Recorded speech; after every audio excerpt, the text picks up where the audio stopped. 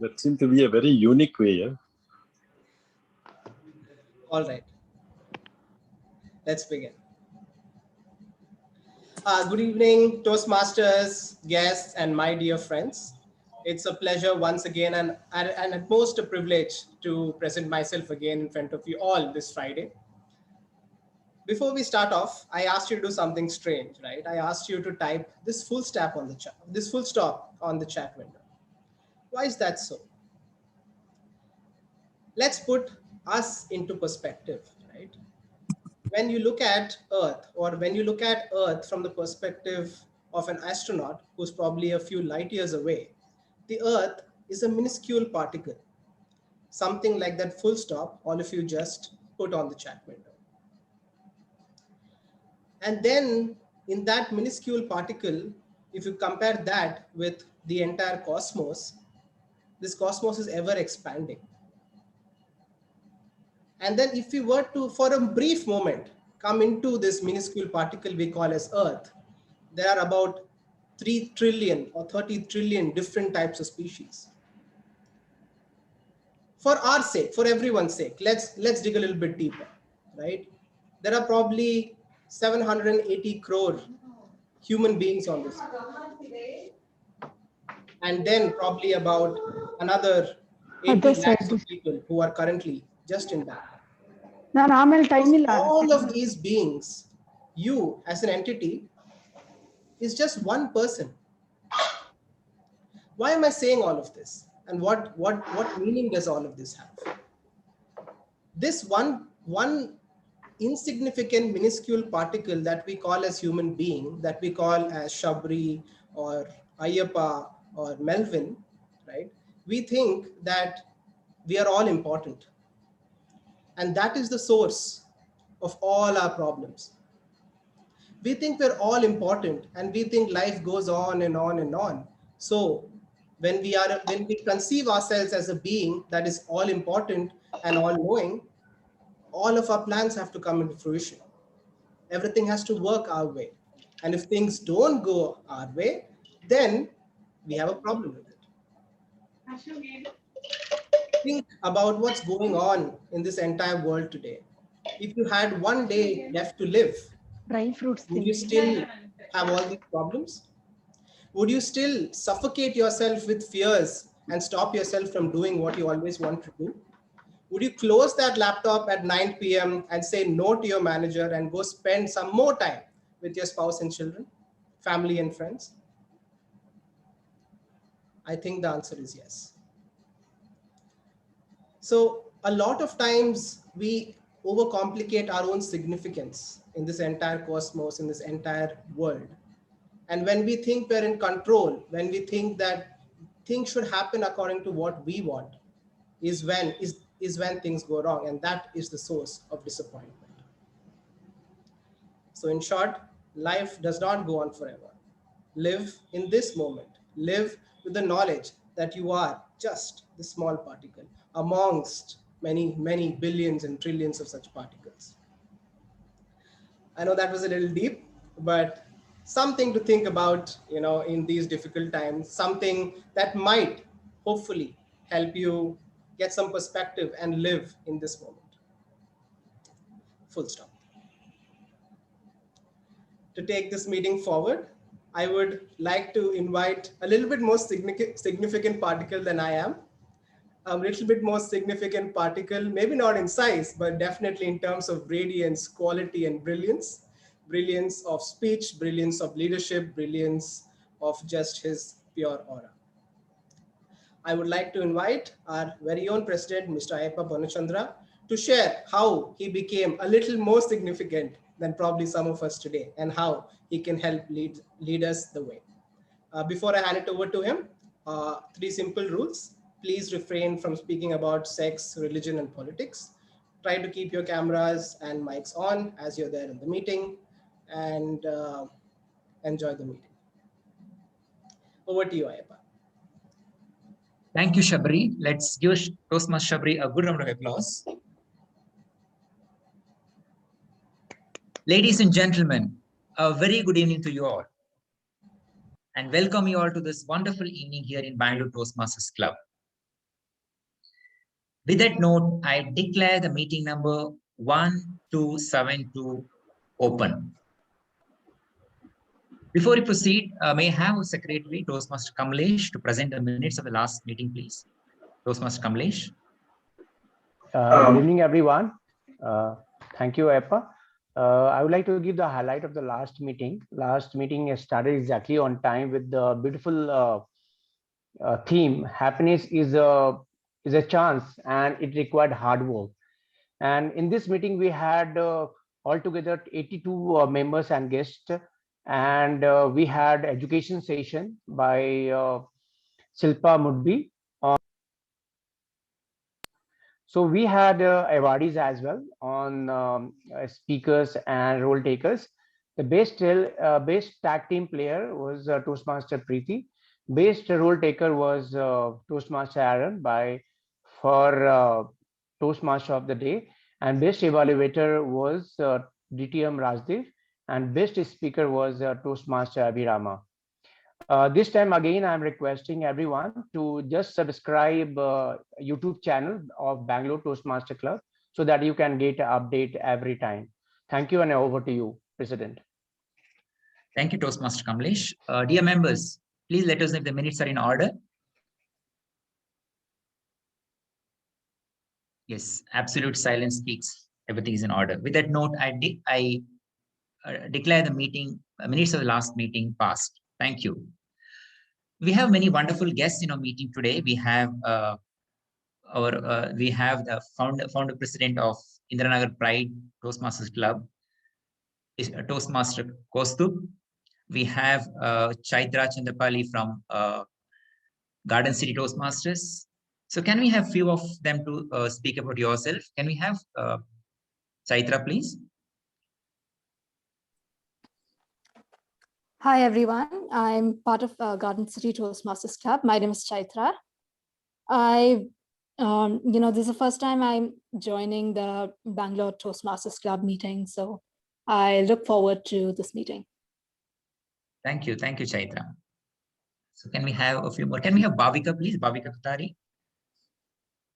Yeah, hi, I'm actually a student, and this is my second time as a guest logging into the Toastmasters session. Thank you, Bhavika. Can we have Chandrasekhar?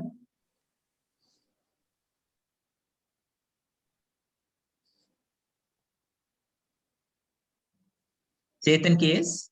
Hello, can you hear me? Am I audible now? Yes. Yeah, hi, I'm Chandrasekhar. I've been invited by Lalit Tallam, and I run my own business firm in graphics. Thank you. Thank you, Chandrasekhar. So last one person, you can have Chetan KS. Yeah, hi, this is I'm architect Chetan Shivaprasad here, invited by Lalit Thalam. I was a Toastmaster way back almost 10-12 years ago. Just gave my introductory speech only, and I wanted to join some Toastmasters Club, and Lalit invited me here. Thank you. Thank you. So due to paucity of time, we cannot reach out to all our guests. So dear members, how shall we, welcome our guests? Let us unmute and give a good round of applause to all our guests.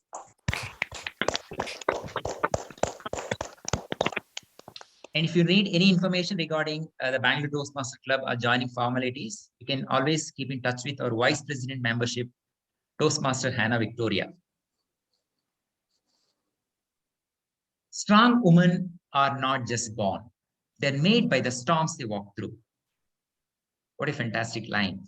This lady whom I'm going to talk about just proved that there is no perfect time as such. Just take the time and make it perfect. She was born to an alcoholic father. There was no peace at home. She had an elder brother. There was a tradition in her family that when there is a grown-up daughter in the house, she should get married first. This was a hindrance to her brother's marriage. And whatever the proposal she was getting, most of them used to get rejected because of the horoscope mismatch.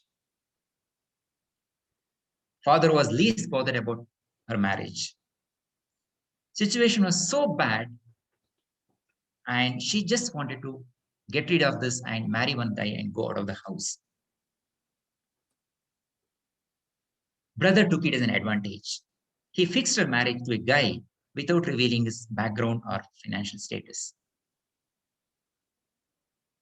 Finally, the girl get married to a guy, and after the marriage, every day was a nightmare for her. Luckily, her husband was an excellent guy. From morning to evening, her time was completely occupied with in the kitchen, washing vessels, and completely like, she's a maid of the house. That was what those people were looking for. And it was a big family with around 12 members. And she struggled almost for 5 years.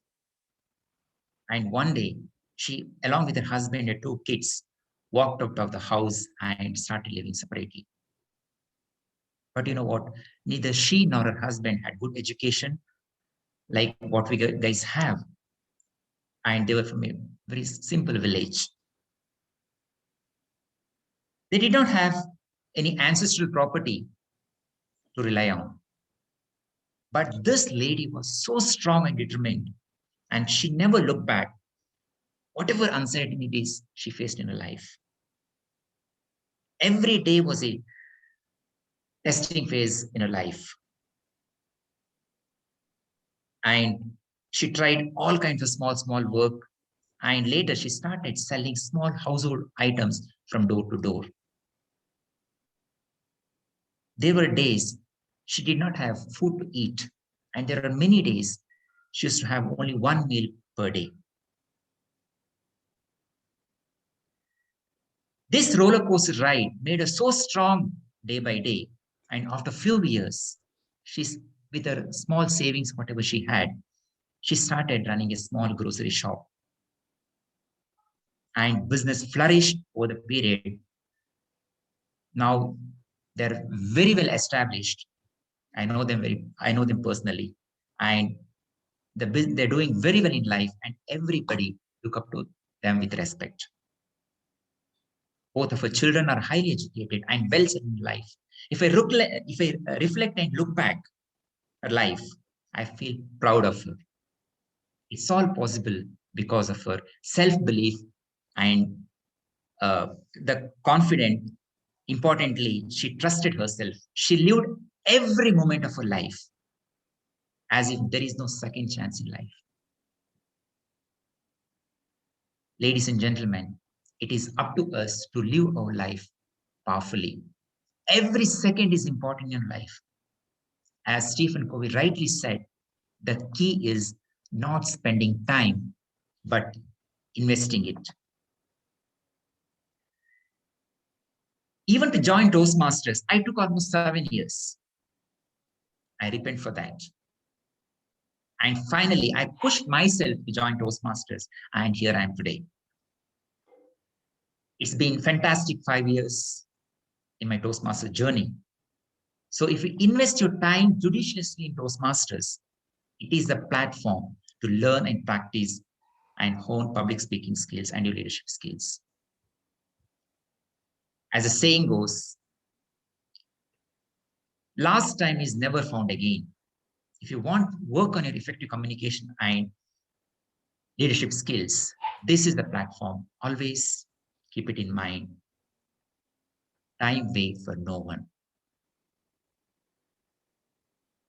To take the meeting further, we have a Toastmaster amongst us. She's been with Bangalore Toastmasters Club for more than 5 months. She is a SAP consultant by profession. I asked her, what is it one thing you always wanted to do and you couldn't do? She said, I wanted to become a doctor, and because of personal and other reasons, I could not make it.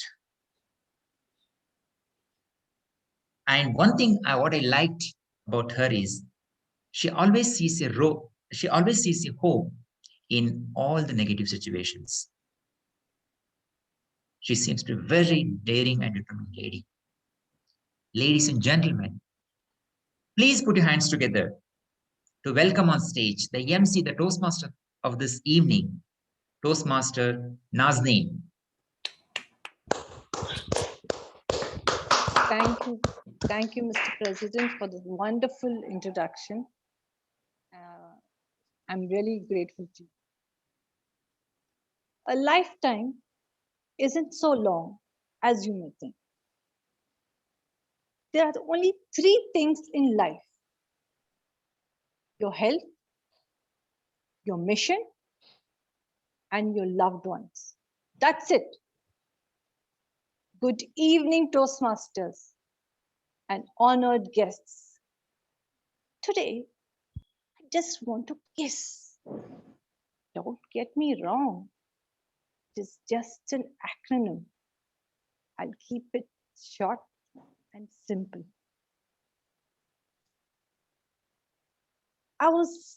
The past few days have been devastating for me as I lost a lot of my loved ones. But I did not give up hope. I was literally a walk body and a dead soul. One day, my daughter came up to me and she said, "Mommy, you cannot help anyone who does not participate in his own rescue." Still, nothing went inside this brain of mine.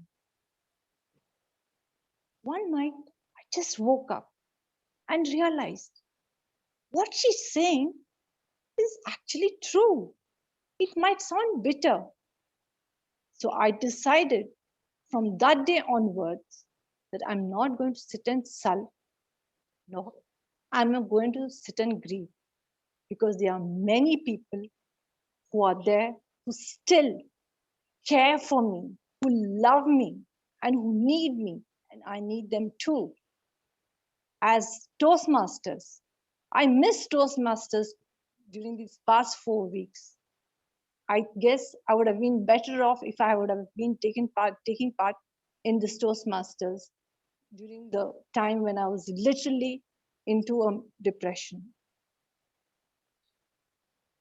Please realize that life is too short to be sad and too long to be smug. Take out your time.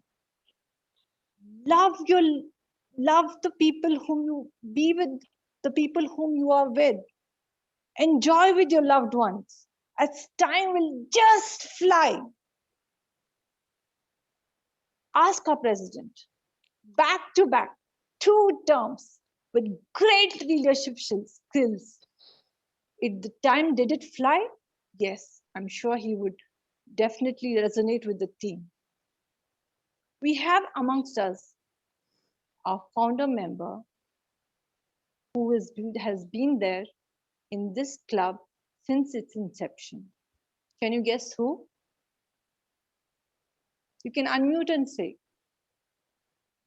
Toastmaster Robinson D'Souza. Robinson D'Souza. Yes, you all are right. He feels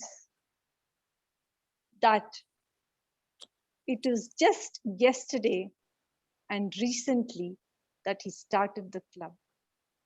It is not because time just flew. It is because the bond that the members share with each other, just like family. I'm sure all of you feel that you have just graduated from school yesterday. I feel that I'm still a teenager. I don't feel that my age is what I am. That is how we have to live in this world, in today's world, where everything is so uncertain. Did any of you all think that this pandemic would take place in 2020 and we would have to be suffocated in our house, being scared to meet people? Remember, even if we bring a minuscule amount of happiness to a person, it will be in abundance of happiness. Time and tide wait for no man. Be happy. Be grateful for what you have. And last but not the least, enjoy this meeting. 3 hours too early. 1 minute too late. That's what the Bard of Avon, Shakespeare, said. So today, we will keep up to our time slots and not overshoot it. Yes and yes? Yes and yes? Yes. Yes. Thank you so much. Yes. Toastmasters began as a series of speaking clubs organized by Ralph C. Smedley during his time working at YMCA in Bloomington, Illinois, US. The first unofficial meeting took place on March 24, 1905. In April 1925, Dr. Ralph C. Smedley was able to introduce the idea of Toastmasters to his colleagues and build the foundation of the Toastmasters Club. That eventually became the most beautiful and lovely Toastmasters Club. The first meeting formal meeting took place at the YMCA basement building on October 22nd, 1924.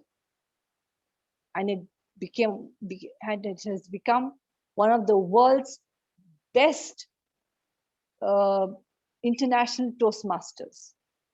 Today, it has become an international speaking organization with 3,64,000 members in 145 countries and more than 16,600 individual clubs.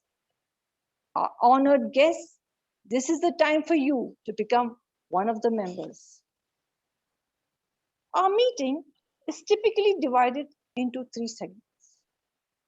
The first one, better speaking. Second one is better thinking. The third one is better listening. As I promised, I will definitely keep it short and simple. I am now presenting to you a person with the vision of an eagle who is passionate about doing any task in the best possible way after understanding its broad objectives.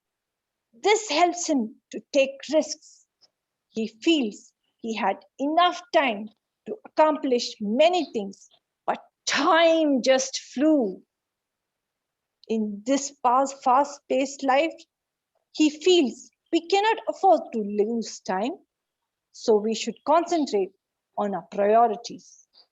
He's a very friendly person in general, but to make long-lasting relationships, it takes some time. Please join me to welcome on this virtual stage the General Evaluator of the Day, Toastmaster Joe Paul. And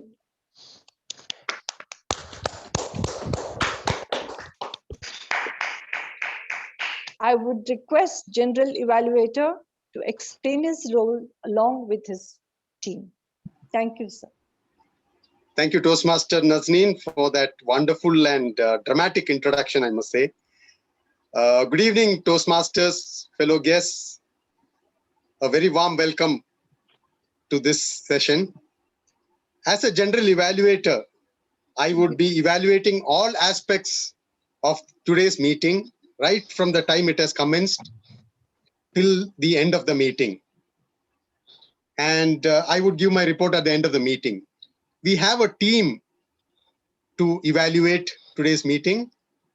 And I have a specific team called the tag team to evaluate certain aspects of the meeting.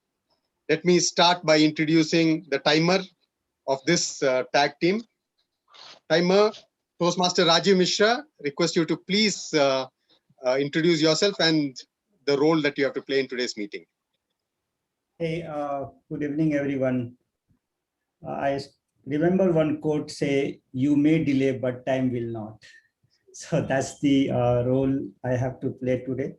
I have to make sure all the prepared speech should get over in 7 minutes. All table taker topics should get in a 2 minute. Evaluator will get a 3 minutes. I will keep recording the time, and by the end of this session, I will show you. During the presentations, I will use the 3 different color of the card: green, yellow, and red, which will indicate you how much minute you are left with your speeches. Thank you. Thank you, Toastmaster Rajiv Mishra. We next have the R counter, Toastmaster Amir. Toastmaster Amir, could you please explain the role of the R Thank you, counter?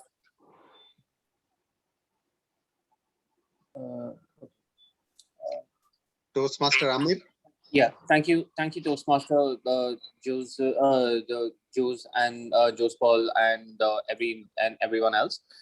Greetings, Mr. and Madam Toastmasters, fellow Toastmasters and guests. The purpose of the R counter is to note the word and sounds that are used as crutch or pause filters by anyone who speaks. During the meeting, I will be listening for overused words, including and, well, but, so, and, you know. I will also listen for filler sounds, including and I will also note when a speaker repeats a word or phrase such as I, or this means. And at the end of the meeting, I will report the number of times that each speaker used these expressions. Thank you, Toastmasters. Thank you, Toastmaster Amir. We have grammarian, the grammarian of the tag team. It's Toastmaster Akhilesh. Toastmaster Akhilesh, could you please explain your role? Good evening, fellow Toastmasters and dear guests. As a grammarian, it is my responsibility to pay close attention to all the speakers, listening carefully to their language usage. I'll take note of any improper usage as well as outstanding saying, thoughts, or quotes. As a grammarian, it is also my responsibility to present the word of the day. For today's meeting, the word is minuscule, which means very small or tiny. I encourage all the speakers to use the word of the day. I'll present the grammarian report at the end of the meeting when called upon by the General Evaluator. Thank you, and back to General Evaluator. Thank you very much, Toastmaster Akhilesh. And we have tagged a listener to the tag team. And the listener of today's meeting is Toastmaster Zareen. Toastmaster Zareen, could you please explain your role in today's meeting? Thank you, Jose Paul. A question for the Toastmasters. Who was the best speaker in the last meeting? Abhiram. Good. Raghavendra and one more. Okay, correct. So this is how it will go on. Listening is a key part of communication. Though it is a minuscule role, I will be keeping a close watch on what has been going on in this meeting. And at the end of the meeting, I'll be asking questions to the Toastmasters to check how much they have really paid attention. So let's see if you can answer my questions. Back to the General Evaluator. Thank you, Toastmaster Zareen. You were right on the job. Thank you. And over to you, Toastmaster Nazneen. Thank you. Thank you so much, General Evaluator and your team, and all the best. Thank you. The first session of the meeting is the prepared speech session. During the session, we pre-assigned members present speeches as per the objectives and guidelines specified in the manuals. The evaluator of the first speech is passionate about drafting resumes, not his, others, and cartography. He feels life is too short for anyone who wastes time. He feels life is too short for anyone who wastes time. He also says he's an introvert by nature. Please join me to welcome Toastmaster Vivek. Can we unmute and join? Sure. Yeah, thanks, Nazreen. The next speaker would be attempting the project, which is at level 2. And the project is Understanding Your Communication Style. So what is the purpose of this particular project? The purpose of this project is for the member to learn about different communication styles and identify his primary style. Also, the purpose is for the members, for this particular speaker to share the impact of his or her style, primarily his style, on others. So all the best to the speaker. Back to Thank you so much. You literally took my speech very carefully, and you have actually gone ahead of me, kept it very simple and short and simple. Before I could request you to read the objectives of this first speech, you have already read the objectives.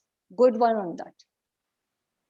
Moving forward, we have a speaker who is passionate about sports, cooking, and traveling.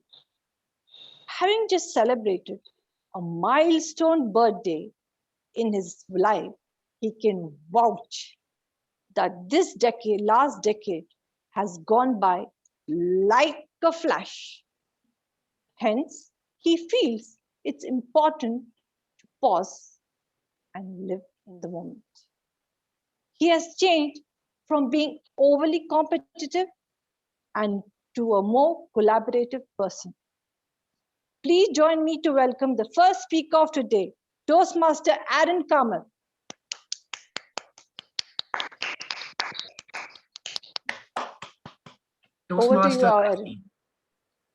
Toastmaster Nazneen. That was a very inadequate introduction, I must say. Very unfitting of the TMOD role. But since you've already introduced me, I think I'll go ahead with my speech now. Good evening, fellow Toastmasters and guests. Let me start with a couple of things. Firstly, Toastmaster Nazneen did a wonderful job, and I wish I wasn't the TMOD last week, but next week, so that I could have learned from her TMOD role today.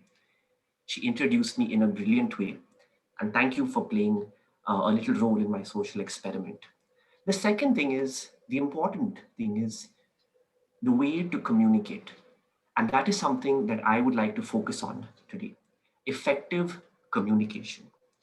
There is a Japanese proverb that says that we have three faces in our lives. I'd probably add a fourth, which I'll tell you about. One is a face that you show to your family, your friends, and at home. One is your face that you show to the world. And another one is a face you show only to yourself. I have a slight extension, a face you show to the professional world.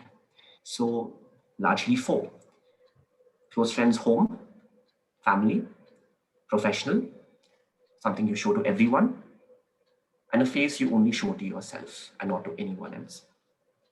You see, the facade that we put, the way we communicate, and the image that we display all form part of our communication styles, which is exceptionally important.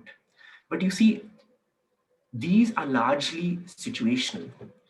It depends on not only our behavior, but it depends on the situation around us. It depends on the people around us. It depends on dynamics around us. For instance, let us take a very small example.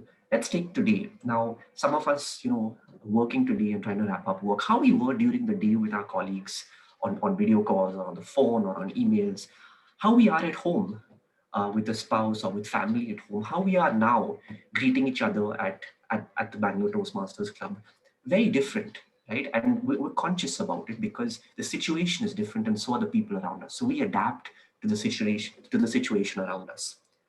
But it's important to find the right balance. And in my research, I found that there are four main types of communication styles that are largely effective. You need not adopt one. And I did a test online. It said I had a combination of primarily two, but with some attributes of a couple of others, which I'll tell you about. Why I'm saying it's important to find the right balance is because there was a teacher in in college for me. And she was an exceptional person, a gem of a person, very soft-spoken, very sweet lady, very knowledgeable. She had a doctorate. She was teaching us banking and banking law. The issue was she had a more of a supportive kind of a role. A passive role. So she could not, we found, rule a class, take control of a class. So we found that, and we all remember how sometimes we were quite unruly back in school and back in college, and disturbing people around us and teachers and lecturers, professors, just not letting the class go by. And the problem was she wasn't able, because she couldn't handle the class and control the class with discipline. Her teaching in the end was ineffective for us, and I didn't have too many takeaways from her semester in banking and banking law, and often I would talk to her outside the class for insights. That is the issue sometimes, is that we need to find the right balance in terms of supporting people, in terms of putting our message across, in terms of making friends, and in terms of meeting the overall objectives. There are 4 types, as I told you, which I've identified. One being a direct communication style. One which is decisive, which is competitive, independent, which is confident. You need to feel like you're in control. You are driven by achievements. You are concerned more about the results, about the tasks, than the actual relationships. But that's not necessarily a bad thing, because at times you have to put the objectives first.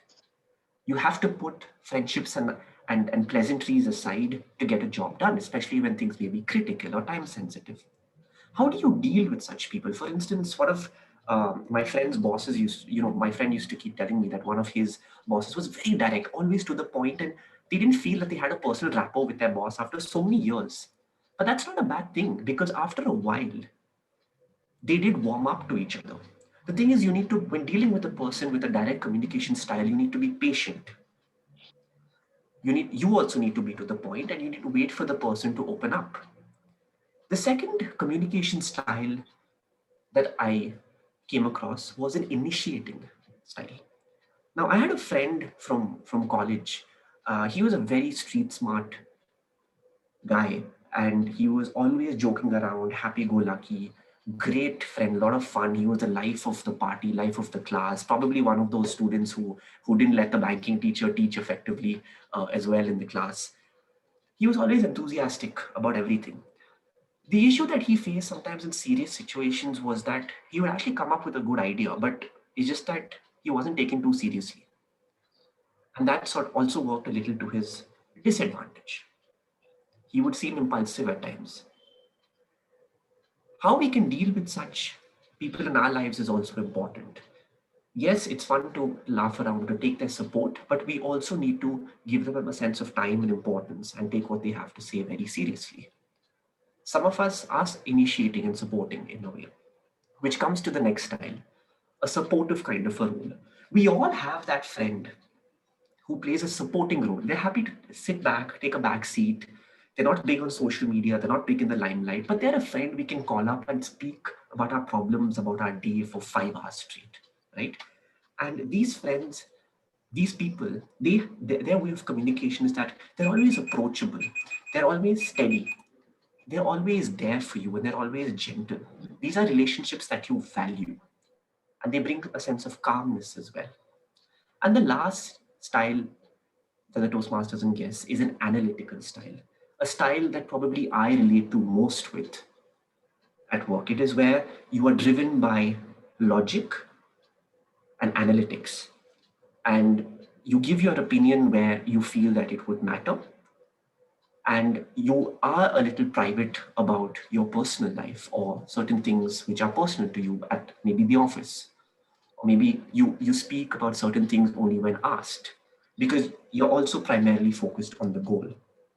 You see, these are largely the types: direct, initiating, supportive, and analytical.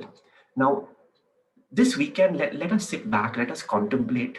I'm sure all of us at different points in our day, at different stages in our lives, have taken up these different roles of communication. Let's sit back and think as to which one dominates our everyday life and where we can shift, or where we need to shift the trend from one type of a communication style to another for better, effective relationships at the workplace, at home, and of course in the social situations. Thank you, and back to you, Toastmaster Nazneen.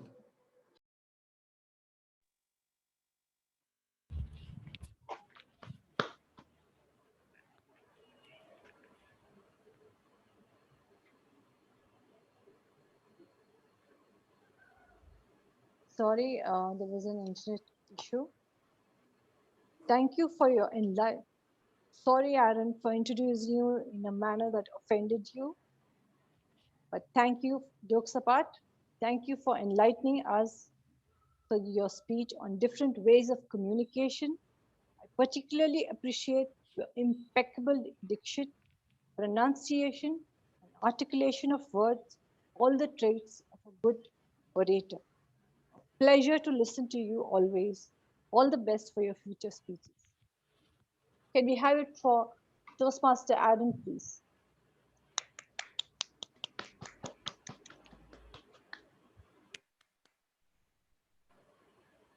Moving forward, our second evaluator is passionate about magical realism. It is a genre of literature that depicts the real world having an undercurrent of magic, of fantasy, as fantasy stimulates the mind the most. He believes that everyone's lifetime is the one moment we are alive, and everything else is a memory or a story. If given a choice, he would choose compassion for the world and himself. Please welcome on this virtual stage Toastmaster Kaustubh. I request Toastmaster Kaustubh to read the objectives of the second speech. Can you please give it for Toastmaster Kaustubh, please?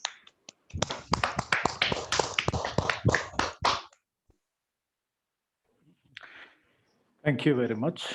The next speaker for today is attempting a project from the presentation mastery path. It's the 5th level called demonstrating expertise. The first project from that, prepare to speak professionally. The objectives of the speech, well, the objective of the speech is for the speaker to practice developing and presenting a longer speech. Timer, please note, time is 18 to 22 minutes. Thank you. Thank you so much, Evaluator Toastmaster Kaustubh. The next speaker is passionate about living, learning, and laughing. He feels life need not be long, but it should be big. He takes himself seriously, but life lightly. Please join me to welcome the second speaker, DTM Rajdeep.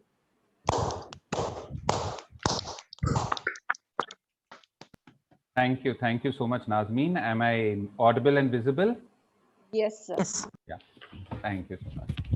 My grandfather had a friend called Mazhar Uncle who used to work in the Indian Foreign Service, and he used to narrate to us an incident which happened with him. He said he went to a conference where all the countries' ambassadors were invited, and one of the ambassadors was from the United States of America, who at that time was the strongest person in the room. And he was placed alphabetically next to another ambassador who came from a country called Uganda. And he was very upset. He said, I don't like to sit near this minuscule country. I'm not going to sit next to him. But they said, that's a protocol. You have to sit next to him. So this man very, very unwillingly sat next to the Ugandan ambassador, who was in plain clothes compared to the strong big coat worn by the US ambassador. And the US ambassador condescendingly looked at him. And when the soup was being served, the US ambassador said, I must have some conversation with this man who doesn't he know English. And he looked down at this man who was drinking his soup and said, Likey soupy? The Ugandan ambassador looked at the US ambassador and nodded his head very blankly. After the soup and the dinner was over, the Ugandan ambassador was called on stage and said, "Now we call the Ugandan ambassador to give a speech."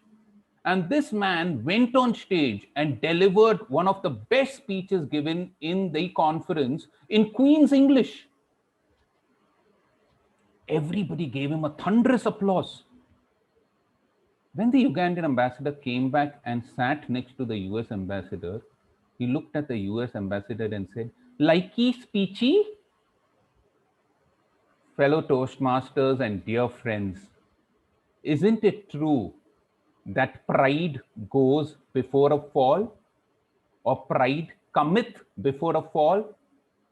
Pride has been defined as an irrational sense of superiority in the Webster's dictionary, and the scriptures call it the mother of all the 7 deadly sins. It gives rise to greed, envy, jealousy, and every other vice which is known to human beings.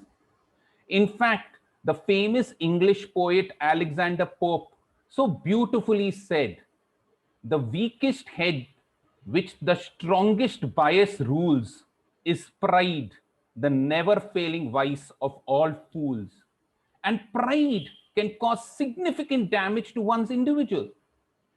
But the question arises, how do we get rid of this very, very strong vice called pride?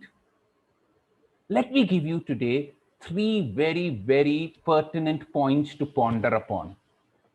The first point is that we are not as significant as we think we are. When Shabri Shankar was giving his address as the Sergeant at Arms, I thought, might be he's taken something from my speech. But let me elaborate it even more. We are not as significant as we think we are.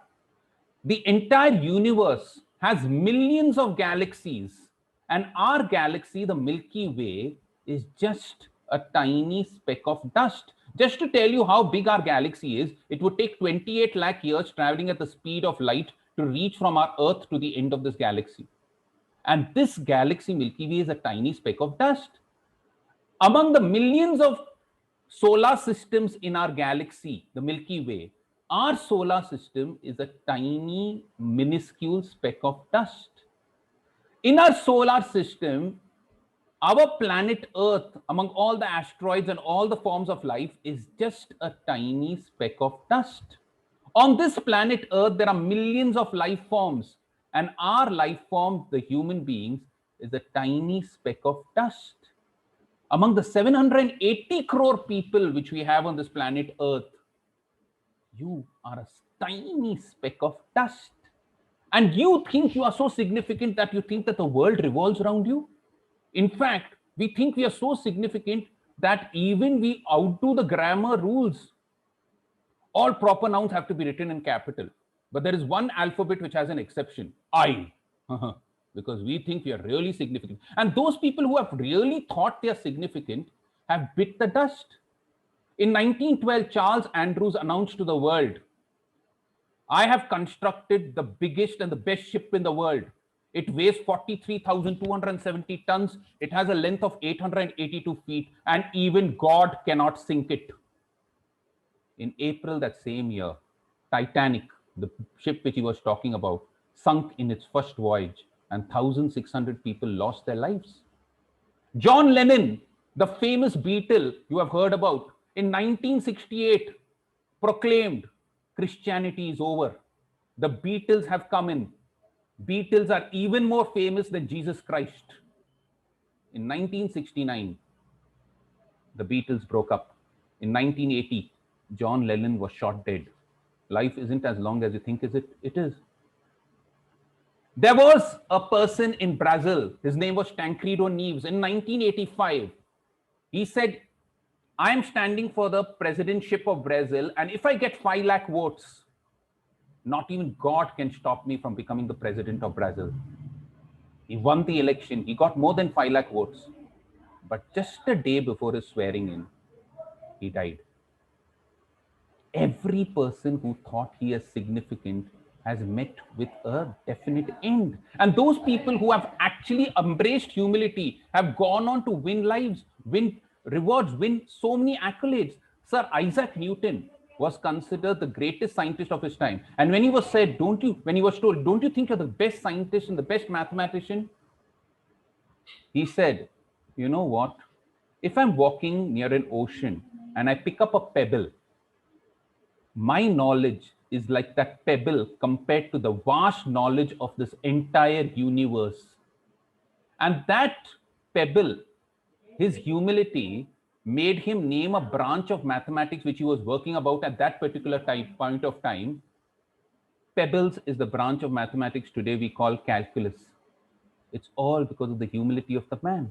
Mother Teresa went around asking for donations for her particular missionaries of charity. And once when she went to a businessman, the businessman spat on her. She didn't take it to her heart.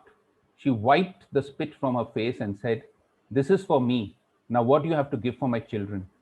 That businessman became the largest donor of the missionaries of charity. So just remember, you are not as significant as you think you are. And if you think you're significant, you have met your end. But if you have embraced humility, you go ahead in life. The second point I want you to ponder about is a simple thing. You are less than what you represent. What do I mean by this? In November 2013, Sachin Tendulkar played his last test match, the 200th test match.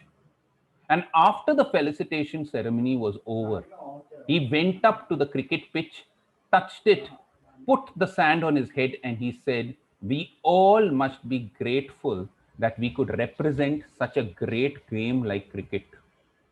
And that is humility. We should understand the fact that we are less than what we represent. A speaker is less than the speech and the podium he represents. A musician is less than the music he represents. A dancer is less than the dance which he represents. No wonder in our traditions we have all Bharatnatyam and Kuchipudi dancers touching the stage, prostrating before it before they go on stage. Even in martial arts, you're supposed to bow down before the stage because your art form, your organization is infinite. But you are just a representation, a finite being representing that entire art form.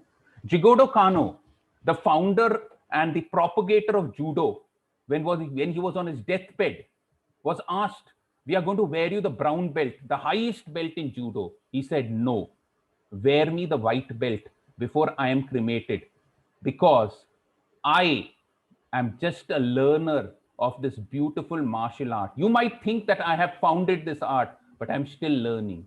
And the second reason, I will be meeting death for the first time, and I want to embrace it with the eyes of a learner. You are less than what you represent. The more you think that you are greater than what you represent, it's the beginning of the end. The third and the most important thing which you can understand to cultivate humility is understand the fact that your past is not a guarantee of your future. I was doing a survey and I found out that 83% of all those people who die while attempting to climb Mount Everest are not those people who have scaled Mount Everest and reached the top, but those who are on their way back. They feel that they've achieved the greatest peak, we've touched the height, and they don't take necessary precautions on their way back. 83% of all deaths. Your past is no guarantee about your future.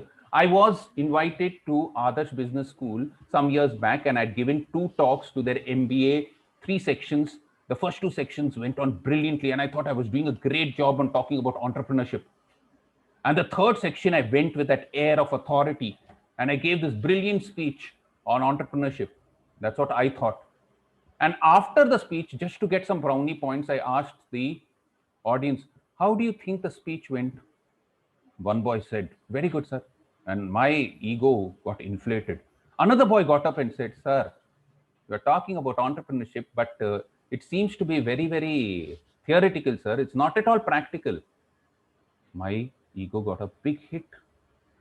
The head of department who was sitting in the front row turned back and said, "Hey, you fool, sit down." Then she looked at me and she said, "Sir, don't listen to that fool. He only tells what other people tell him." I didn't know whether to feel more sad on what that boy had said or what this lady had said. But I had taken my past performance for granted. Baiju Ravindran, the greatest unicorn founder of our time for Baiju's, was asked recently in an interview, "How do you feel being valued at $16.5 billion? How does it feel going from a startup to a unicorn?" And he said, "I am not a unicorn. I am a perpetual startup. When I was a $1 billion company, I woke up with a startup dream of making it 5 billion. When I woke up at the $5 billion valuation, I woke up with a dream that I'll make it 10 billion. When I woke up with 10 billion, I want to make it 25 billion. The moment I think I have arrived, that's the end of the journey of Baiju's and my enterprise. Remember, your past performance is no guarantee of your future. Usain Bolt, when he won the Olympic gold medal for the third time, was asked by one of the press reporters, "How does it feel being the world champion of sprint?" And he said, "Who's the world champion of sprint?" The press reporter said, "You are the world champion of sprint." He said, "No." Then she said, "How do you know? You just won the gold medal for the Olympics for the third time." He said, "No. When I was on the podium and the national anthem of Jamaica was being played with the gold medal around my neck, I was the world champion. But as soon as I've come down, I'm only the defending champion. I have to work all over again for the next 4 years to achieve my greatness." So remember, your past performance is no guarantee of your future. So remember these 3 points. Let me end with a small story which I had read when I was in my school days. A king who was very proud once asked his minister, "What is the daily job of God?" The minister said, "Creation." He said, "Don't act stupid. Creation is over. Now, what is the daily job of God?" The minister said, "I don't know." The proud king said, "Then, if you don't answer me this by tomorrow, your head will be cut off." The minister went out very sad. And as he was passing by a farm, he saw a young farmer who looked at him and said, "Minister, you look very sad. Is there any way I can help you?" He said, "Yes, the king has told me to find out what's the daily job of God. And if I don't answer this to him by tomorrow, he'll cut my head." He said, "Take me to the king. I will tell him what's the daily job of God." The next day, the minister took that man to the king, and the king, who was sitting on a pedestal with 20 steps on the throne, looked at the farmer and said, "Oh, so you are going to tell me what's the daily job of God?" He said, "Yes, sire, I'm going to tell you. But before I tell you, I want you to do something. I will tell you the answer only on one condition." He said, "What's the condition?" He said, "Sire, please come down where I am standing, and I want to sit on the throne to give you the answer." He said, "Oh, okay." He came down haughtily.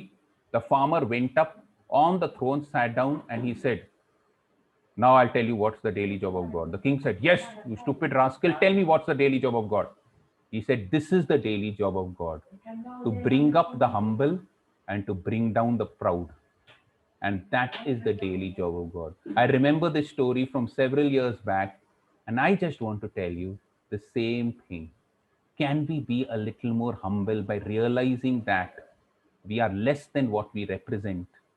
We are not as significant. Past performance is no guarantee about our future. In the olden days, when kings used to go to war and they used to take the blessings of the rishis used to tell them Vijayi Bhava, which meant be victorious. But as soon as they came back from the war, the rishis used to bless them and tell them Vinayi Bhava, which means be humble. Vijay and Vinay go together. So just remember this. Pride is not a virtue, it is a vice. And let us all live with Vijay and Vinay. But it doesn't mean that pride means that we are always humble. Remember the difference between confidence and pride. A confident person knows that he is good, but a proud person thinks he's better than somebody else. Let us give up this pride and always live with Vijay and Vinay. Be victorious and also be humble. Thank you so much.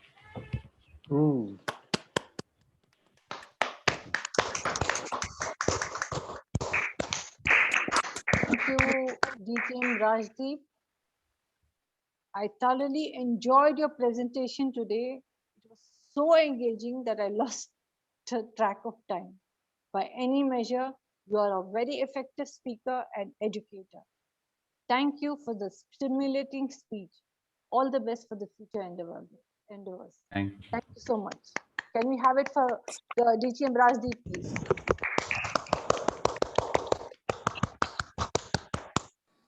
One announcement. Wednesday, we have a linkers meeting with Bangalore Toastmasters Club, LA 1924, and BT Toastmasters Club. It's going to be awesome. I humbly request you all to join in large numbers. Friday, we have the table topic contest, followed by the expert talk by DTM Dr. Vikram Jain on immune system. So we have two wonderful meetings. What are we waiting for? Block the dates and block your time and be there to enjoy this awesome meeting. Thank you so much. Now it's the time to sever the better thinking segment of our meeting. It is led by a Toastmaster who is passionate about building his legacy. He also believes that we have to add life to our days and not the other way around, and lives by the adage, audacity amplified. The table topics master of the day, Toastmaster Amit. Let us welcome him with a round of applause. Toastmaster Amit, the stage is all yours. I sell money to earn money. Let me repeat. I sell money to earn money. I work as a solution manager providing working capital financing solutions to MSMEs and corporates for one of the largest private sector banks. And my claim to fame is I'm confident of converting 9 out of 10 clients I pitched to. Fellow Toastmasters and distinguished guests, good evening. Good evening. Would anyone of you hire me? That was me trying to attempt my first elevator pitch. Not only that, this section of the meeting helps us individuals that would help us ask out your favorite girl at the coffee shop, or probably even close a sales deal.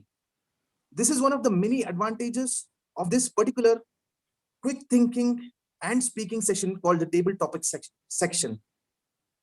In a general format, every meeting, a pre-decided set of topics are presented to people who are attending the meeting, mostly Toastmasters and guests who are called out to speak on the topic off the cuff, expressing their views and thoughts. And think of it much like a T20 session before or a test match in cricketing parlance, wherein you savor a 5-day period, or this is much like a T20 match where you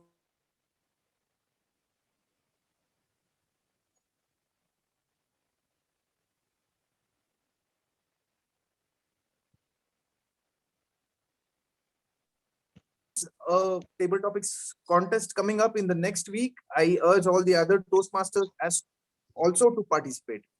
So without much further ado, let's begin today's table topic session. Are we all excited? Give me a yes and a yes. Yes. Yes, yes. Yes. Yes. Thank you. So just to shake things up a bit, I have decided to come up a small correction in the way we run the session, wherein the choice is yours of choosing a number anywhere between 1 to 10 And this number would then be allotted to the topics that I have here. And you can go on speaking about the topic, or there are a preset of other topics that are already vetted by me, which you can choose. The choice would be yours. So as I call upon the speaker's name, you can express your preferred number or lucky number of which I will assign the topic, or you can ask me to give a topic of my choice. The choice is left to you. So shall we begin? Yes. Yes. Yes. And to begin the session, I would like to call upon Toastmaster Vaidyanathan. Toastmaster Vaidyanathan, are you there? Yes, Amit, I'm there. Yeah. So what's your choice? Would you want to, The choice is yours. Okay, okay. Oh, lucky number one, then we'll start with you. When was the last time you tried something new? So when was the last time that I did something new? Yes. So my dear Toastmasters, welcome guests and the table topic master. Very good evening. So the first time that I did something new was to log on to a meeting and then not attending till the time the table topic meeting got started. So this is something that I've never done in the past. And this is the first time that I've done. Normally, when I log on to a meeting, I get hooked onto the screen, and then I would be a part of the Sergeant at Arms speech, the president, the TMOD, and then I would be till the president calls of the meeting. But today, for some specific reason, I got a phone call, and then it went on for a very long time. And then I logged on to Toastmasters meeting, and then I couldn't attend till the time Rajdeep completed his speech. So this is the first time that I did something new for the and it's the first time. Having said that, other than this, there are quite a few things that I've tried for the very first time and for the very last time also. So one such thing was getting into the middle of a forest without any backup or a safety or a security net, and then staying in the cottage in the middle of a forest throughout the night without any security or without any person around me. I stayed in Bandipur in one of the cottage where none were there, and I was the only person, and with one small cook who was staying in a nearby cottage. So those were some of the things that I have done in the past, but those were one-off cases, but which I never wanted to repeat it again. There are other things also which I've done once, which I didn't do it again. But something new is something that, as I said, today I attended this meeting and I skipped the most part of the prepared speeches and then the TMOD address, and then I just waited for my opportunity to speak on table topic. So that's it from my end. Thank you very much for giving me this topic. Thank you, Vaidyanath, for sharing your adventurous thing which you tried, recently or whenever. Thank you for taking on the topic. The next person would be Mahesh. Can I please call upon Mahesh Shankar? Yes, I'm here. Yeah, Mahesh, what would be your choice? Would you want to take a shot at a lucky number and go for a topic? 7. 7. Okay. So do you ask enough questions, or do you settle for what you already know? Thank you, table topic master. Dear guests and Toastmasters, fellow Toastmasters. Early in my life, I always believed that not asking question is much safer, so that people around would not think that, or rather would think I know everything, or at least they would not challenge me, thinking that I might not know some of the answers or I may not have clarity, because I believe hiding behind is always safer than revealing the fact of it. But over a period during my career, I really realized using that as a method doesn't take you anywhere. And especially in my case, it helped me. It didn't really help me. I was in lurch. And that's when I realized it should be more open, more transparent, and ask questions. Ask as many questions as possible, because you would get a lot of clarity. And by asking questions, sometimes there is also a solution which could come out of it. So for last at least more than a decade plus, I've got into the mode where I would keep asking questions unless and until I get clarity. And that's where I realized that I've gained more knowledge, and I was able to be more transparent and also converse with many people. Otherwise, I was very shy. Now networking also has helped me primarily, because you interact a lot and then keep exchanging ideas. And when you ask, you exchange ideas, you exchange a lot of inputs, share details, and that gives you also added advantage in your career growth. Over to you. Thank you. Excellent, Mahesh. Seek and you shall find. Way to go. Keep asking questions and you will probably find solutions within the question itself. Thank you for your 2 bits on the topic. Next, can I have Raghavendra to come up, please? Hi, Amit. Hi, Raghavendra. What would be your choice? I'll go in for number 4. Okay, this is a pretty exciting one. So what gets you excited about life? Okay. Good evening, Toastmasters, guests, and table topic master. So what excites me in life? Okay. Everything, I would say, excites me in the life.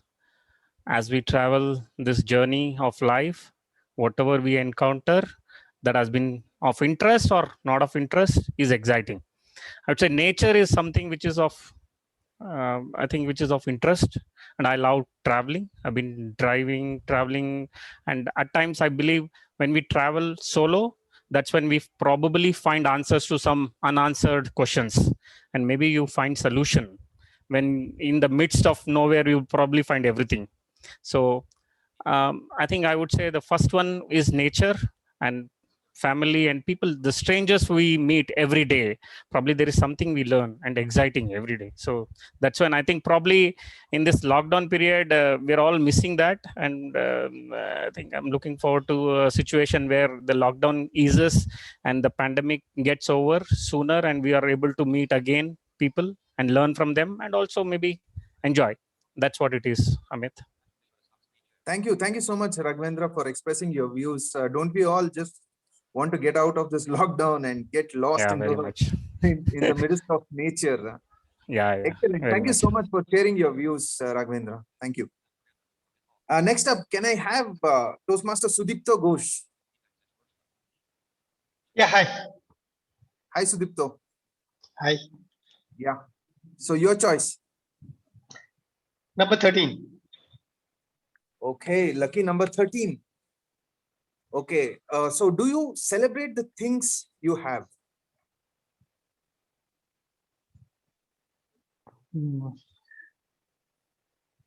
So, Mr. Topic Master, dear Toastmasters and guests, thank you, Amit. Lovely topic. Yes, I do try to celebrate the things I have. I've been thankful to God that He has blessed me with a lot of positives in life, and I try to see how to leverage that to the maximum. I've always loved traveling, and as I said, God has given me the opportunity to travel a lot, both inside the country and outside in some of the choicest destination in Europe and US. So I'm really really happy to have been able to leverage that. Thankful for that.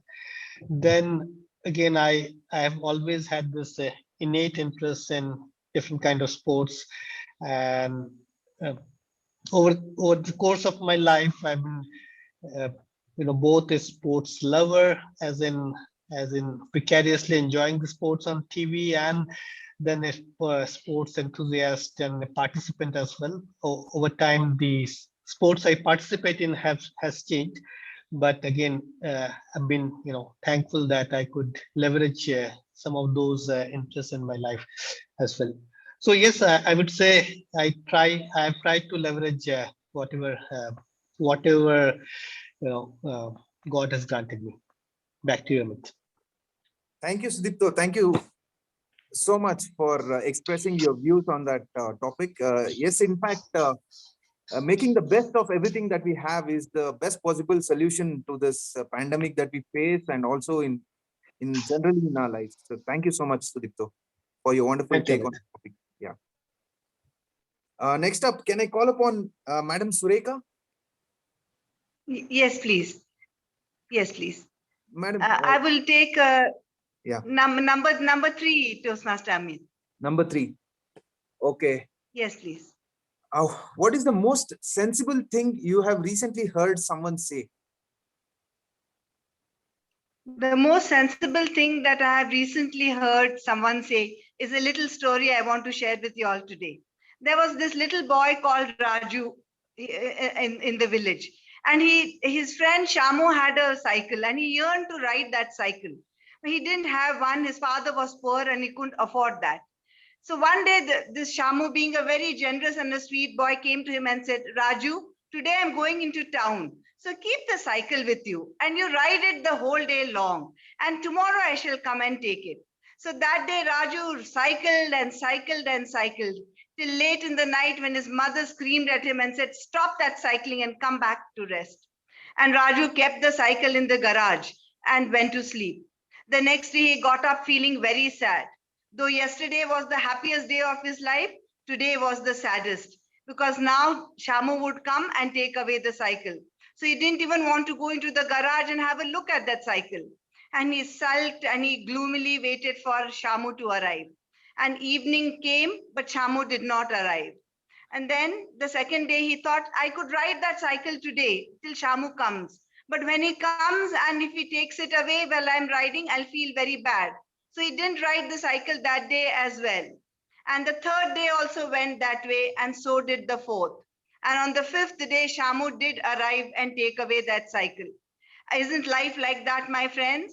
Hindi में बोलते हैं ना, जिंदगी 4 दिन की है. Raju had the cycle for 4 days, but he chose not to ride it and remained miserable. Today, we also have life for 4 days. Why don't we enjoy life rather than focus upon the fear of death, focus upon losing upon life? Today, we have life. Today, we have that cycle. Why can't we ride it with zest and zeal and joy? Friends, we cannot control what happens outside of us, but we can control what happens inside of us. Physical strength, my friends, is denoted by what we can carry. Spiritual strength is measured by what we can bear. Come, let us be spiritual icons in our life. Over to Table Topics Master. Wow, those were some insightful words and the most sensible thing I've heard in today's meeting. I mean, apart from all the other things that I've heard. Thank you, Sureka Madam. As always, you deliver a table topics session with the tenacity of a prepared speech. Thank you so much for this wonderful take on the topic. Thank you. Thank you. Next up, can I call upon Smita Roshi?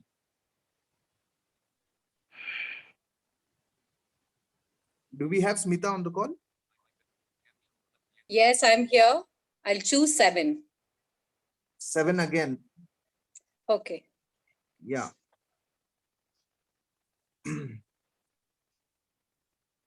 Have you done anything lately worth remembering?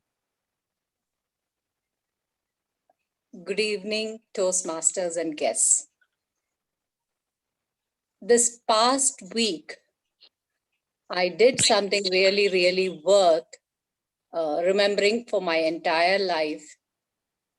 That is to bring together my 10th standard class students. So when this pandemic was going on and it was in the worst situation, I managed to bring together 30 out of 37 students of my 10th standard 89 batch. I reached out to every one of them.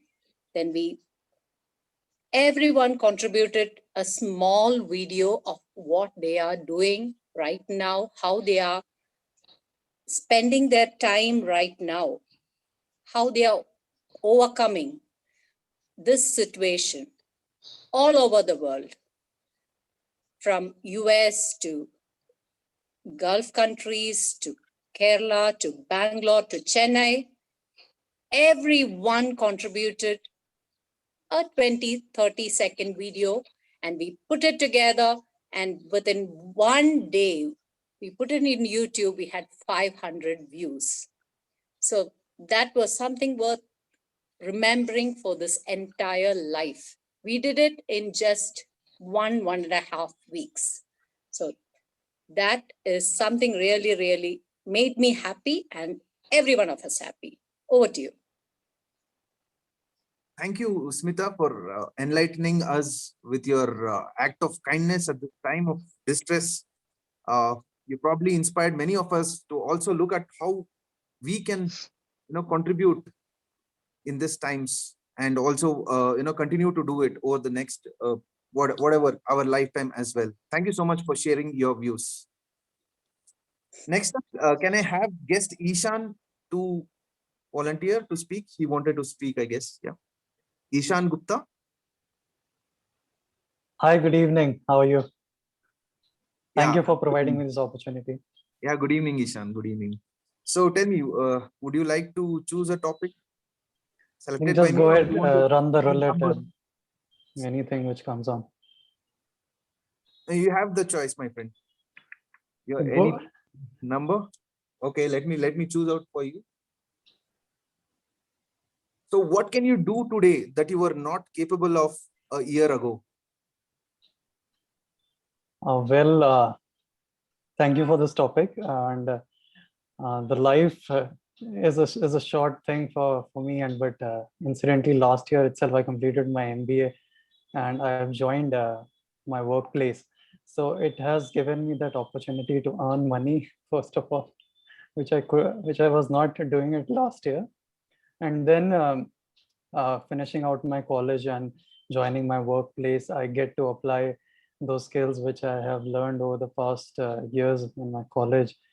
And then I get to meet a lot of people, new people, and this has broadened my horizons in terms of learning on the job, as well as if I don't talk about only about professionally, personally, I have gained a little wisdom as well from what I was there last year.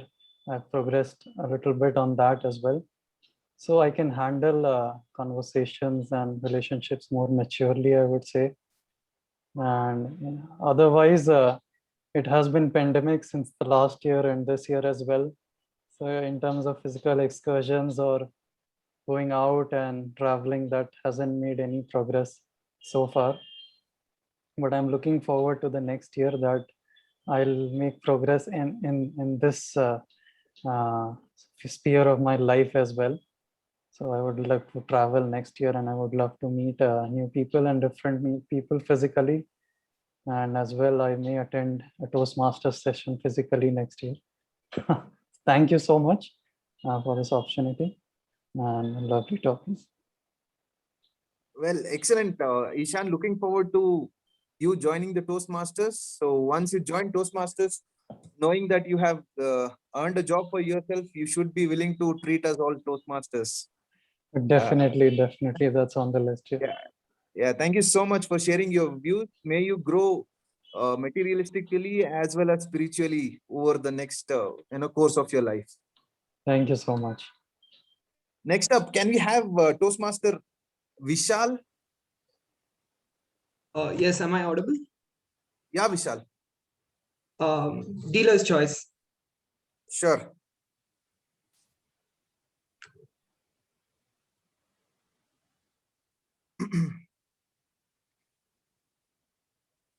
Would you break the law to save a loved one? Could you repeat that? I couldn't hear it. Would you break the law to save a loved one? Well, that's a very complicated question to answer and very philosophical. And it depends. Is saving this loved one gonna put someone else in harm? Because no matter how much you love someone, no matter how much you feel for someone, if it's hurting someone else, if it's causing the greater bad, then I don't think it's worth it. I mean, you're going to feel bad and it's going to hurt you for a while, but you can eventually get over it. And grief is not an easy emotion to deal with. But can you live with guilt? That is the other question that comes up when you think about breaking the law and how it might affect someone else. And I don't think I would break any law that would harm anyone else just because I want to help someone that I love. And that's all I have to say about this. Over to you, to table topics of the Master of the Day. Great thought, Vishal. Not everybody would think like you, but it's good to know that there are exceptional people like you out there who would, who would be law-abiding to ensure no folly happens and that guilt is not carried forward. Thank you so much for sharing your views on this topic. And to all the table topic masters who have spoken, I request all of you to give a great round of applause. And this is the best time we could fit in this short span of time. Thank you all. And I wish best of luck in all your future endeavors and the table topics contest that is going to be held in the next weekend. Over to you, TM Nazneen. Thank you, Toastmaster Amit, for this wonderful thought-provoking items. We'll be giving you 30 seconds for voting. So kindly vote and enjoy the posted.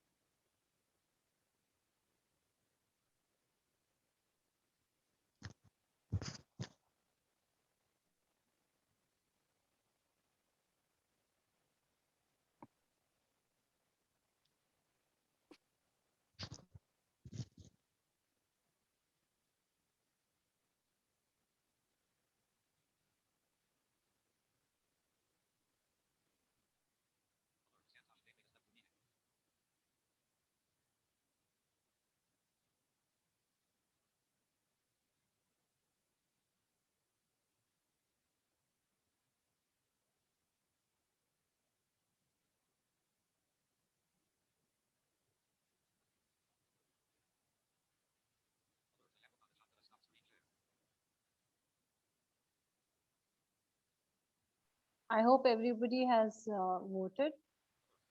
As we are approaching the last segment of the meeting, I would like to invite the one with the eagle's vision, our general evaluator, Toastmaster Jose Paul, to conduct the evaluation session. Thank you very much, Toastmaster Nazneen. Fellow Toastmasters and welcome guests, a very warm welcome to the evaluation session.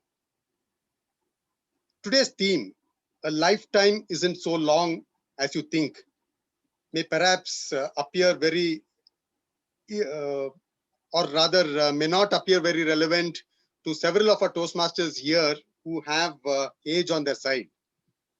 But it is certainly relevant to bald and gray-haired Toastmasters like me who have the years behind them.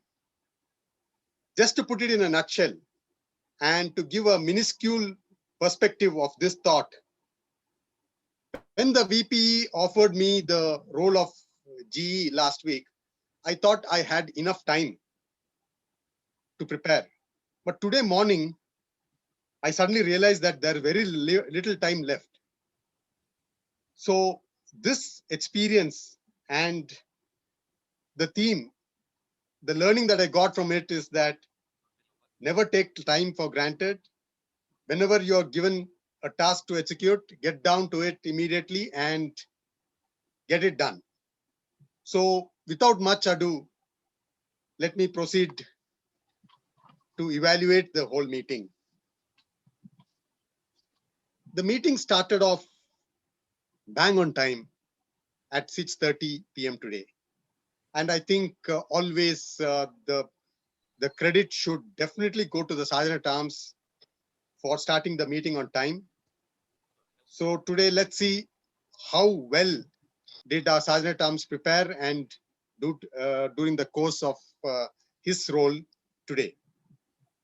Toastmaster Shabri, I think, like I mentioned, the full credit for starting the meeting on time goes to you. And another wonderful thing was the way you started the meeting, the message that you gave.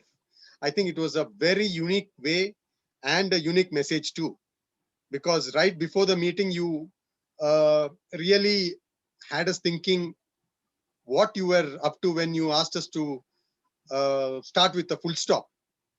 So I think Toastmaster Melvin also asked you about it. Well, I think you gave the perspective of today's theme very well. And I think it was a unique approach to introduce the theme. And you continued with that unique way in even your introduction to the president.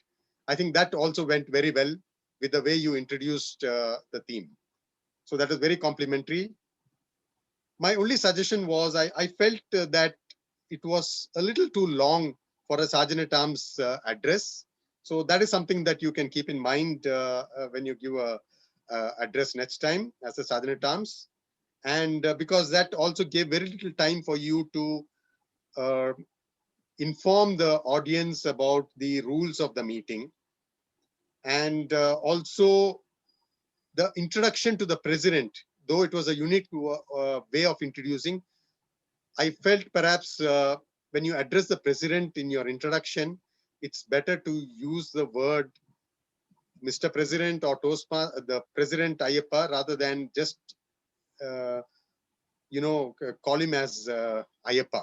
Because when you're introducing the president, he's the commander-in-chief of the entire team, and we need to give him that importance. But I think you did wonderfully well. Thank you, Toastmaster Shabri, and a big round of applause for Toastmaster Shabri. We then had President Ayyappa. President Ayyappa, I think from the time that you've become the president, I've seen that you have really matured, and the way you conduct yourself as a president and the way you go about welcoming all the other Toastmasters is wonderful. You give the position of the president the dignity and respect that it deserves. I think it was wonderful of you to welcome specifically the members from the other clubs. I think that was very well done. And you had, of course, a wonderful message for us, as you generally do. But my only a small feedback that I had was I really couldn't get the connect of the strong woman that you mentioned, because perhaps if you had given a little more, you would have enlightened who the person was. I think we could have connected a little more better with that, but I think you've done very well. A big round of applause for the president, and thank you very much for that wonderful message. Then we had Secretary Kamlesh read out. Yeah, thank you. We had Secretary Kamlesh read out the minutes of the meeting. I think you've done well. You've covered all the aspects of the meeting, but I somehow felt that there was a dip in your energy level. You seemed a little out of sorts because on most other occasions, even when you read out the minutes of the meeting by heart, or rather you without even referring the notes, you seem to have more energy. But I think you anyway covered all the aspects of the previous meeting. Big round of applause for the Secretary Kamlesh Kumar.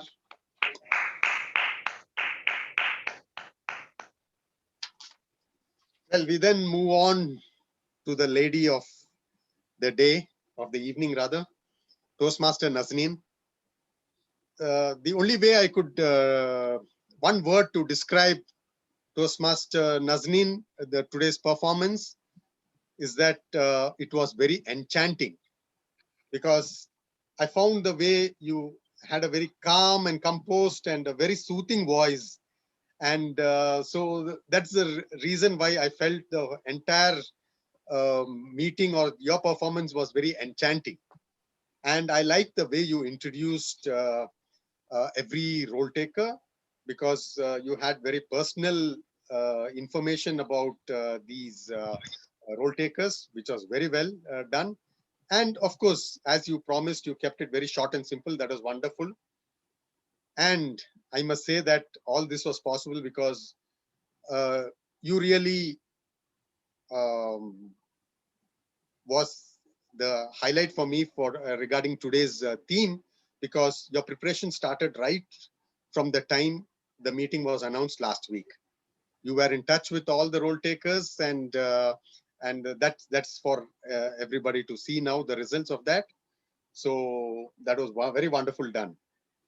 My a suggestion I had in a few areas of your role was that one is about the message, because you had some great thoughts and great messages, but I think they could have been possibly connected very well, because I felt somewhere that the entire thing did not have the connection factor as required.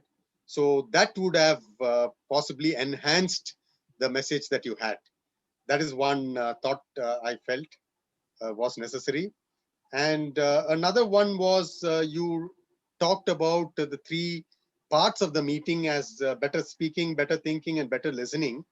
But I think you could have perhaps elaborated it a little more about the better speaking part being the prepared speech, and better thinking to the table topics, and better listening to the evaluation part of it, or something of that kind, because the connect there was missing between how you said the three parts and the three segments of the meeting.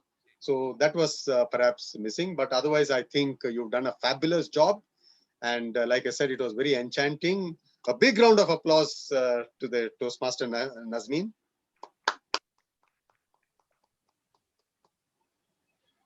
Well, we then move on to the prepared the speakers, the evaluation of the speakers, and the first speech was by Toastmaster Aaron. He was evaluated by Toastmaster Vijayan. I request Toastmaster Vivek Vijayan to please do his evaluation of the speech of Toastmaster Aaron. Over to you, Toastmaster Vivek. Thanks. Thank you, General Evaluator. Members, today, Toastmaster Aaron, what was the objective of his project? The objective of his project was for him to figure out the communication, his own communication style, and speak about it, or find out the impact of somebody else's communication style on him. It's actually a tough project. It's not just all about a speech. It's a tough project in general. Well, Toastmaster Aaron, you have a very affable way of speaking and a communication style. So you had a few anecdotes about your teacher and the ineffectiveness of the communication style about the teacher, and then about your friend's boss direct style, which is not applicable, and your analytical style, etc. These anecdotes, anecdotes about different styles gave us an understanding about the different styles of communication. Right? So that was good. But now, if you were to repeat the project, what would you do? That's what I would say. So I would say that you will have to focus on how someone's communication style impacted on you, or how your communication style or your discovery of your own communication style. For example, even to paraphrase whatever you told, I would straight away go to the anecdote of your teacher, but it has to be much more specific, much more deep, which talks about how your teacher's communication had an impact on you. Forget about the rest of the class. So on you. So that would be good. And then you'll have to take another example. Another example can be from your work or anything. It cannot be an example of your friend's boss. That's not impacting you. It either has to impact you or yours. Take another anecdote and say how it impacted you. All right. So those are the two things that you'll have to straight away.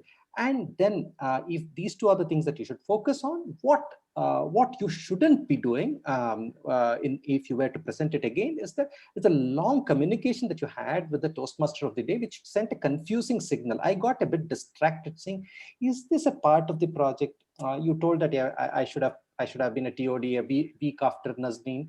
Well, is this a part of the project?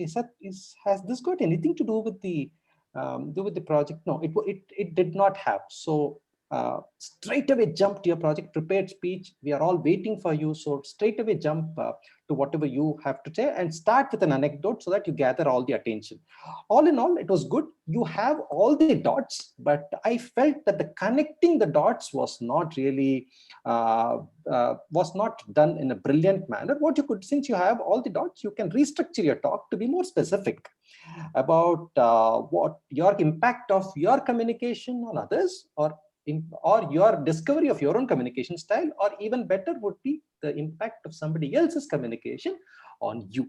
And if you focus on that, the whole project would be much more beneficial to you, and the speech would also be much more effective for us as an audience. Over to you, Toastmaster Joseph. Thank you very much, Toastmaster Vivek. That was very brilliant, I must say. It is a very clinical evaluation, and I think Toastmaster Aaron would have, and the other Toastmasters listening to this would have really benefited from the feedback given, very valuable points and thoughts. Another thing to add to what Toastmaster Vivek said was because of what he was telling about, you had some other points in between the speech, and that's why you possibly overshot the speech, the timings, so you couldn't possibly have more time for the main part of the speech. Thank you very much, Toastmaster Vivek and Toastmaster Aaron. Please let us hear for the speaker and the evaluator. Thank you. We now move to the evaluation of the second speech. I call upon Toastmaster Kaustup to please evaluate the speech by DTM Dr. Rajdeep Manwani.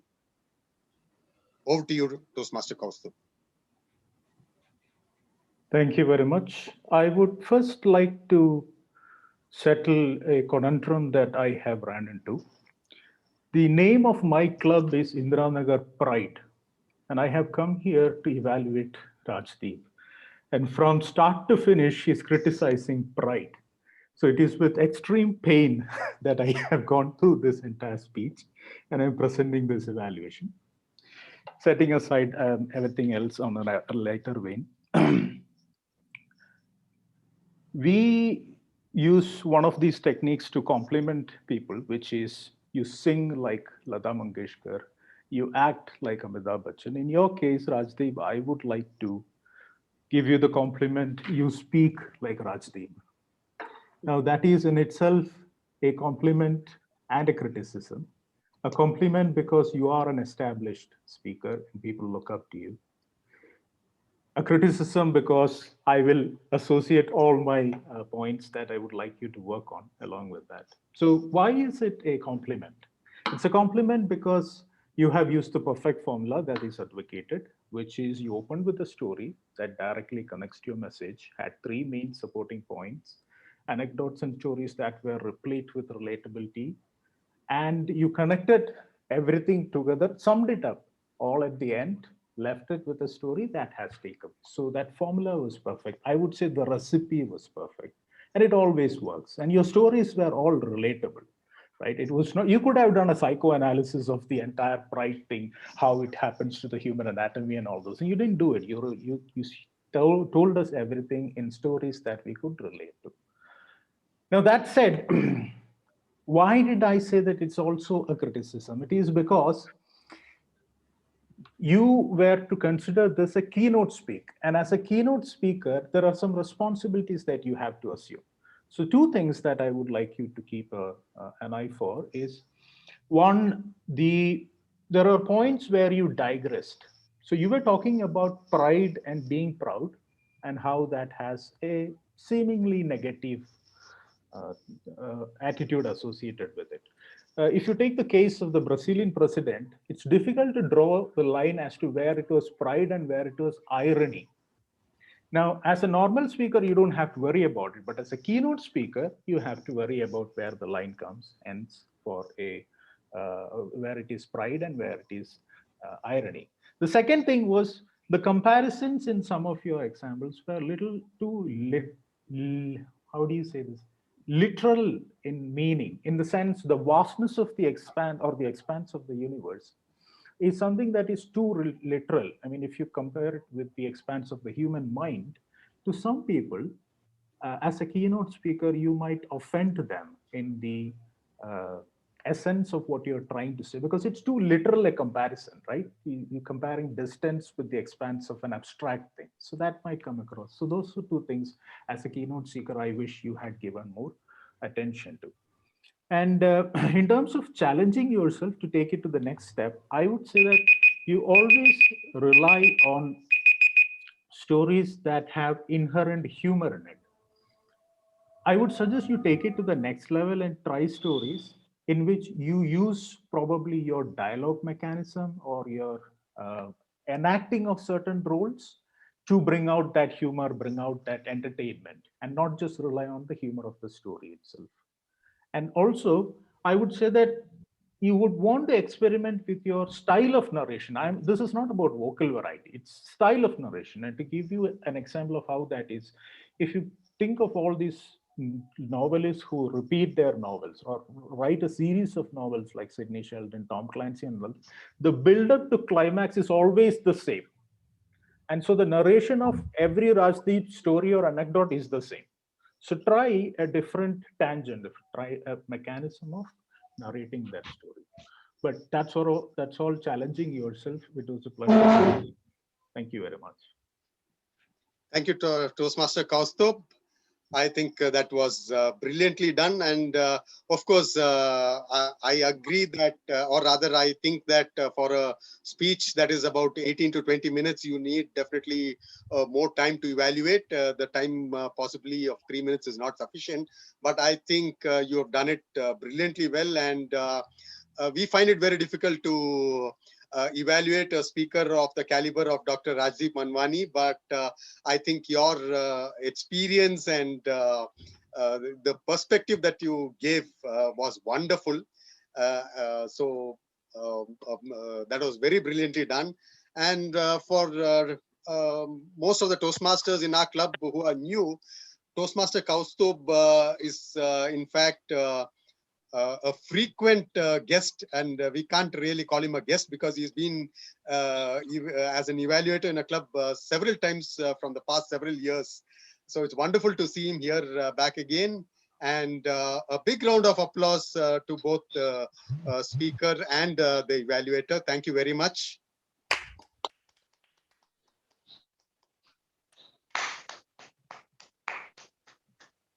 I think it's time for the voting for the best evaluator. I think the VP would be sending the message across the voting link.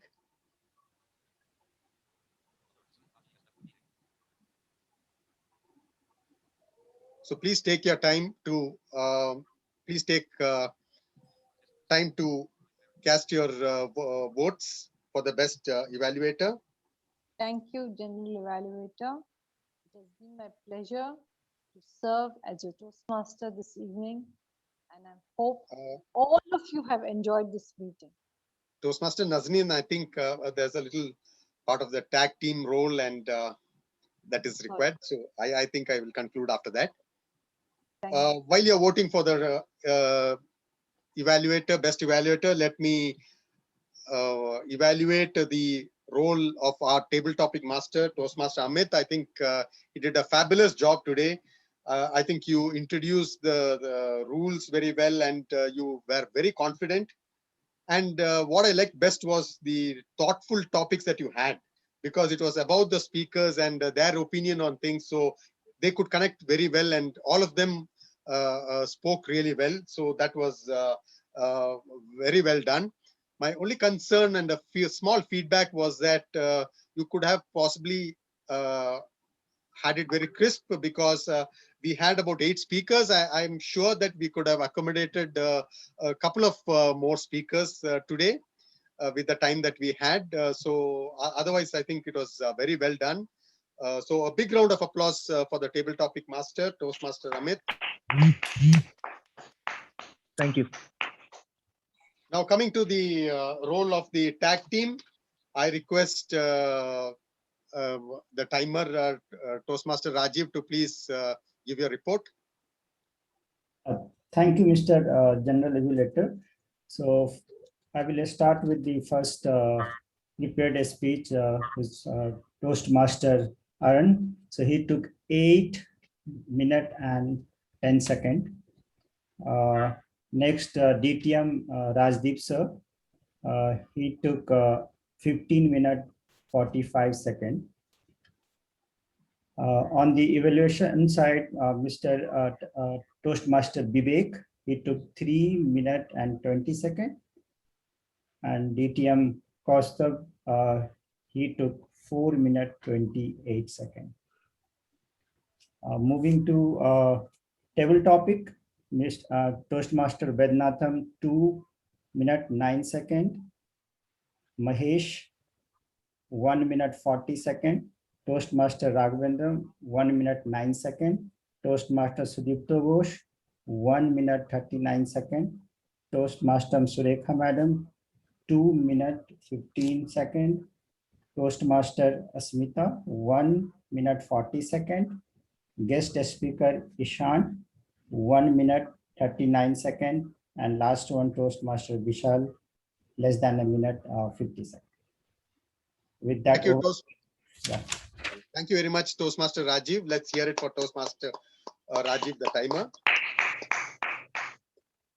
We will have next the report, a quick report by Toastmaster Amir, the counter of today's meeting. Toastmaster Amir. Thank you, Toastmaster Jospal and fellow Toastmasters. It was a very successful meeting, 1272. Just a few highlights that I would really like to call out over here. Nazneen, Toastmaster Nazneen, Toastmaster Kaustav, and Toastmaster Rajiv. A big hats off to you. A big hats off to you as what we normally expect the ums, ahs, and the filler words to come in over here. I did not notice anything at all throughout the entire conversation as such over here. And big hats off to you guys for controlling the same. To the other Toastmasters, there's always room for improvement and there's always scope for development down the line. So better luck and hope to be better prepared for the next time. Thanks all Toastmasters. Thank you very much, Toastmaster Amir. That was a crisp report. A big round of applause for Toastmaster Amir. We will next have our grammarian, Toastmaster Akhilesh. Over to you, Toastmaster Akhilesh. Thank you, Toastmaster Juice. Some of the wonderful quotes which I recorded today was, the key is not spending time but investing it. Lost time is never found again. Time and tide won't wait for no man. You may delay, but time will not. Pride come before a fall. Your past is not a guarantee of your future. I sell money to earn money. And the word of the day was used by Shabri as 3 times. Toastmaster Nazneen once, Toastmaster Jospal once, and Toastmaster Rajdeep twice. And the detailed repeat, I will share it to you, Jospal. Back to you. Thank you very much, Toastmaster Akhilesh, for that crisp report. Let us give a big round of applause to Toastmaster Akhilesh. We will next have our listener, Toastmaster Zareen. Toastmaster Zareen, over to you. Hi all. So my first question is, what subject did Aaron's supportive passive teacher teach? Accounting. What? No. Tell me. Economics. No. Business administration. No. Accounting. No. Banking law. Yeah, correct. That goes to Akhilesh. Okay. Who was the creator of Titanic? Who built the ship Titanic? Charles Andrew. Yeah, right. Jose Paul and one more. Who said end of Christianity, Beatles has come? John Lennon. Yeah, right. Raghavendra. Who said my knowledge is only as much as a pebble? Isaac Newton. Oh, right. Smita. And who's the founder of judo?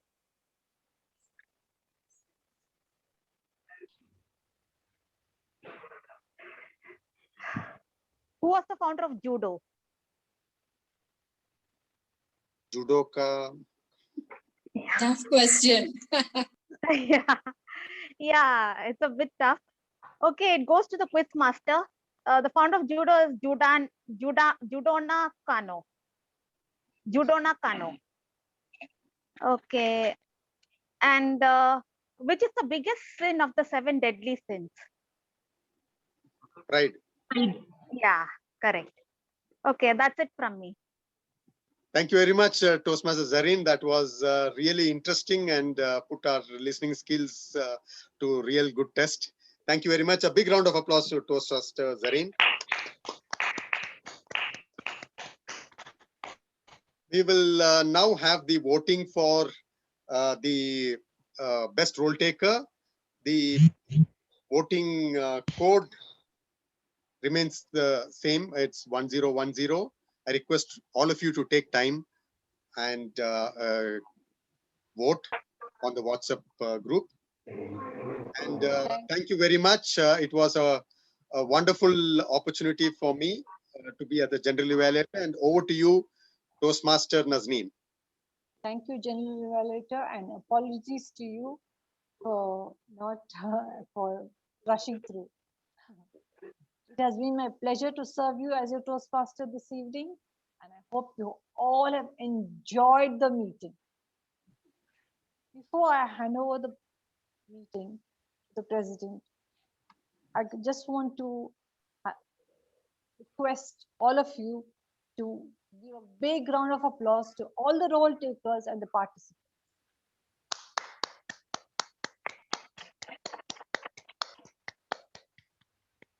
Thank you so much. I now hand over the baton to our President, Mr. President. Thank you so much, Toastmaster Nazneen, for conducting this meeting seamlessly. Dear members and guests, let's all unmute and give Toastmaster Nazneen a good round of applause. Also, I'd like to thank Toastmaster Kaustubh for your time here in our meeting this evening. It was great to hear your evaluation point. Thank you so much, Toastmaster Kaustubh. Let us unmute and give a good round of applause to our General Evaluator, Toastmaster Jose Paul, and all other role takers this evening.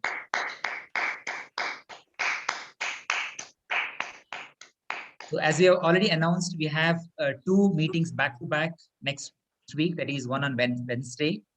That is at 6:30. There's a linkers meeting with LA 1924, BC Toastmasters Club, and BTMC. And followed by there's one more meeting, that is table topic contest on this Friday. So we'll have, once after the table topics, we'll have 30 minutes talk by our old member, Toastmaster Dr. Vikram Jain. I request you all to join in large numbers, and it's my personal invitation to join both these meetings in large numbers and make it a great one. Now it's time to announce the awards. So, okay, before that, let me.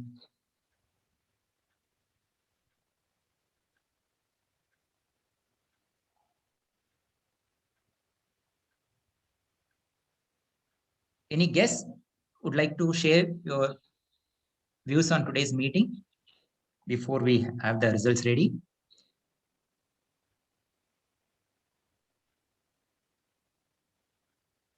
Can I? Yeah, sure. Go ahead.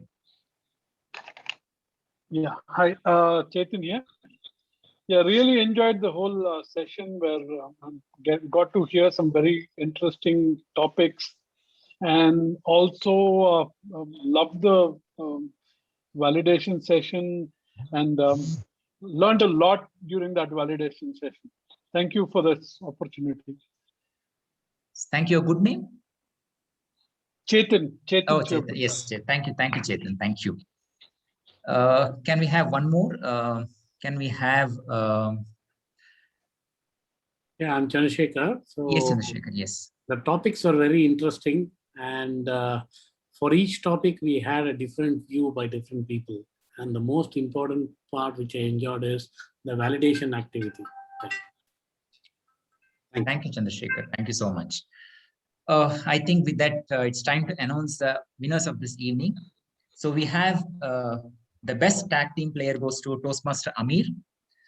Best role taker goes to Toastmaster Nazneen. Best table topic speaker goes to Toastmaster Sureka Jagdale. Best evaluator goes to Toastmaster Kostub. And best speaker goes to Dr. Rajdeep Manwani. Let's unmute and give all the winners a good round of applause.